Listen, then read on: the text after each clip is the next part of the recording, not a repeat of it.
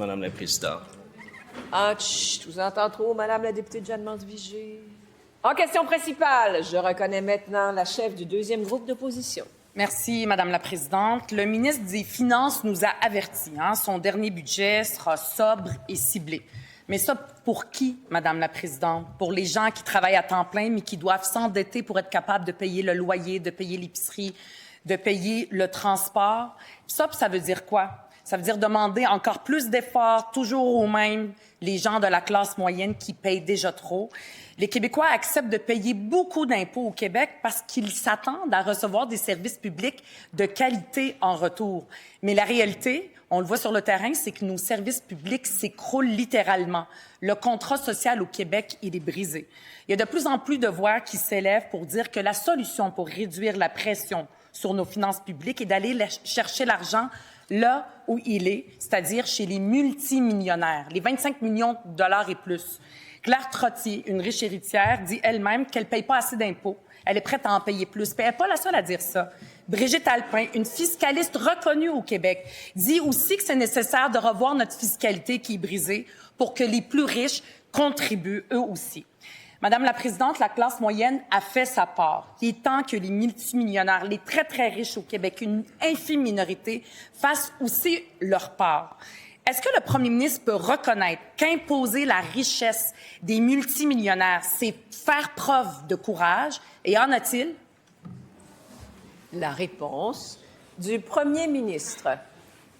Oui, Madame la Présidente, depuis 7 ans et demi, on a remis beaucoup d'argent dans les poches des Québécois, puis en particulier dans les poches des Québécois les plus démunis. D'abord, on a doublé l'aide sociale pour les personnes qui ont des contraintes. Doublé. Ça, c'est une augmentation de 100 %. Ensuite, on a mis un crédit d'impôt de 2 000 $ pour les 70 ans et plus qui ont des faibles revenus. On a mis en place, pour plus de 800 millions, une augmentation des allocations familiales, donc pour les familles qui ont plusieurs enfants. On a annulé la taxe famille libérale. On a augmenté le crédit d'impôt pour les frais de garde d'enfants. On a baissé les tarifs de stationnement dans les hôpitaux. On a augmenté le crédit d'impôt pour les proches aidants.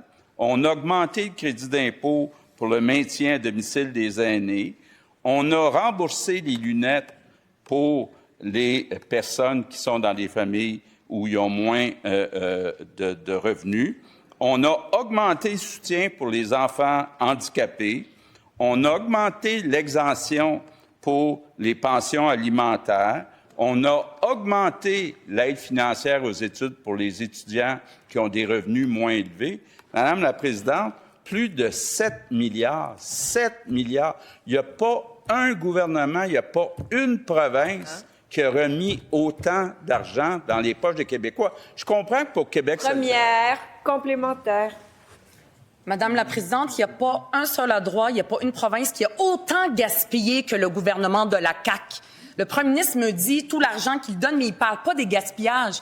Puis pendant ce temps-là, on pénalise toujours les mêmes. Les gens payent beaucoup d'impôts, puis après ça, ils sont pénalisés avec l'austérité puis des coupes dans les services publics. Mais les Québécois, eux, ils voient que c'est injuste. 72 % des Québécois et Québécoises sont d'accord d'imposer les multimillionnaires. Est-ce que le premier ministre est d'accord avec les Québécois ou non? La réponse du premier ministre. Bien, Madame la Présidente, j'aimerais que Québec solidaire fasse un exercice sérieux. Parce que le Québec, comme on dit, est pauvre en riche. Donc, il n'y a pas beaucoup de riches. Donc, déjà, les impôts sont très élevés. On parle de plus de 50 % sur les revenus. Puis, comme on le dit souvent, trop d'impôts tue l'impôt. Donc, je voudrais savoir, là, qu'est-ce qu'elle propose concrètement? Puis, qu'est-ce que c'est quelqu'un qui est riche? Est-ce que c'est un enseignant qui gagne 100 000 par année? C'est quoi être riche pour elle? Deuxième complémentaire. Permettez-moi, Madame la Présidente, de faire l'éducation du premier ministre. Les enseignants, les infirmières, les gens qui ont des salaires, eux autres n'ont pas vu leur salaire augmenter à une vitesse aussi phénoménale.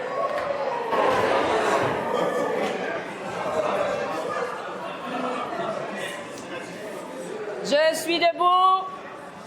Article 32 et 37. Gardez le silence. Gardez le silence. Je vais entendre la question. Ensuite, il y aura une réponse. Gardez le silence. Madame la chef, poursuivez. On vous écoute. Madame la présidente, les salariés au Québec, il faut vraiment être déconnectés pour pas savoir c'est quoi leur vie. Ils n'ont pas vu leur salaire augmenter à une vitesse aussi phénoménale que les multimillionnaires. Le premier ministre me parle de la richesse. C'est d'imposer la richesse. Les gens qui sont assis et qui ont vu leur salaire, leur richesse doubler. Est-ce qu'ils acceptent d'aller chercher cette... Du premier ministre.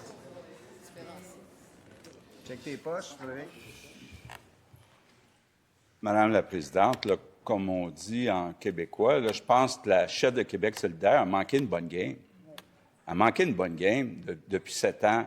Est-ce qu'elle se rappelle, c'était pas elle qui était chef, là, mais qu'à l'époque, ceux qui étaient chefs de Québec solidaire étaient contre le fait que pour la première fois dans l'histoire du Québec, on donne des plus grosses augmentations de salaire aux enseignants qu'à l'ensemble des travailleurs des réseaux du gouvernement.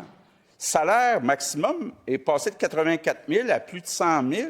On a augmenté les salaires des enseignants comme ça s'est jamais vu dans l'histoire du Québec. Maintenant, je répète ma question. Est-ce qu'un enseignant qui gagne 100 000... En question principale, je reconnais maintenant la députée de Verdun. Merci, Madame la Présidente. Le budget de demain, c'est la dernière chance de la CAQ pour réparer les pots cassés. Après 8 ans de mauvaise gestion, nos infrastructures de santé tombent en ruine. Il n'y a pas un jour que les gens ne voient pas les dommages causés par l'inaction de ce gouvernement. Ce matin, c'était au tour de l'hôpital neurologique de Montréal d'illustrer ces délabrements, des patients soignés dans des corridors derrière des rideaux de douche, des rallonges scotchées au mur et des fuites d'eau épongées avec des buvards. Ce n'est pas un cas isolé, malheureusement. Je pourrais parler de Maisonneuve-Rosemont ou de l'Institut Douglas, que je connais très bien. Nos hôpitaux tiennent avec de la broche. J'espère que demain, le ministre des Finances est prêt, parce que les Québécois s'attendent que le mot de la fin de ce gouvernement soit au moins être à la rescousse de nos hôpitaux à bout de souffle. Ma question est simple. Est-ce que le ministre des Finances, demain, va doubler les investissements pour la rénovation de nos hôpitaux? La réponse de la ministre de la Santé. Oui, Madame la Présidente, écoutez, on continue à améliorer nos infrastructures en santé au Québec. On le fait depuis 2018. On continue. Vous allez voir les résultats cette semaine. Il y aura éventuellement d'autres annonces. On fera progresser les projets d'infrastructure au Québec qui sont priorisés. Alors, Madame la Présidente, on va continuer de faire ce qu'il faut avec les centres hospitaliers, bien sûr, puis n'oublions pas aussi avec les autres infrastructures, parce qu'on parle beaucoup d'hôpitaux ici, mais il ne faut pas oublier qu'il y a aussi tout le réseau d'hébergement pour les aînés. Il y a aussi d'autres centres en réadaptation, par exemple. Alors, on essaie d'avoir un équilibre dans tout ça, Madame la Présidente. Moi, je suis très contente. Aujourd'hui, je suis allée faire une annonce à Drummondville. Les gens qui étaient là étaient contents. Et là aussi, il y en a eu des dégâts d'eau, puis il y en a eu des choses. C'est drôle, on n'entend pas parler de ça aujourd'hui, là. Mais on l'a mis en priorité, Drummondville. Allez-y, vous allez voir, les gens sont super contents. Alors, on va continuer. On va faire le dossier de Première complémentaire. Continuer, ce n'est plus suffisant.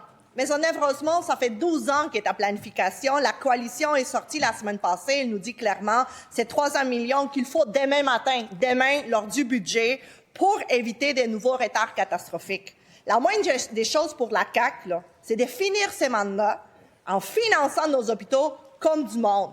Ma question est simple. Est-ce que demain, on va doubler le budget pour les infrastructures en santé, oui ou non? La réponse du ministre responsable des infrastructures. Merci, Madame la Présidente. Doubler, ce serait tout de même passablement irresponsable, mais l'augmentation, elle était majeure. Il y a quelques années, lorsque le gouvernement a pris le pouvoir, nous étions à 100 milliards. Nous sommes aujourd'hui à 164 milliards. Demain, on confirmera un nouveau chiffre. On parle tout de même de 64 d'augmentation en quelques années à peine, ce qui est majeur. Et à travers ces augmentations-là, il y a un bel équilibre entre le maintien d'actifs et les nouveaux établissements qui doivent se développer. Et Québec solidaire, malheureusement, pense que tout tourne autour de Montréal. La métropole, elle est essentielle au développement du Québec. Terminant. Elle est bien pourvue en termes d'investissement, mais il y a aussi des besoins dans d'autres régions.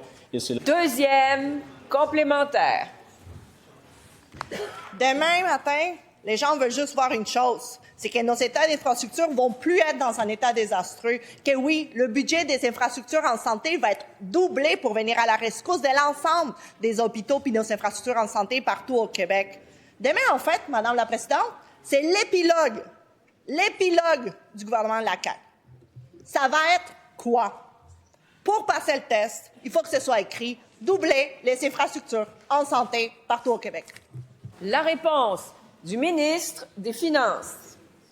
Oui, Madame la Présidente, je vais épiloguer. Il a déjà doublé.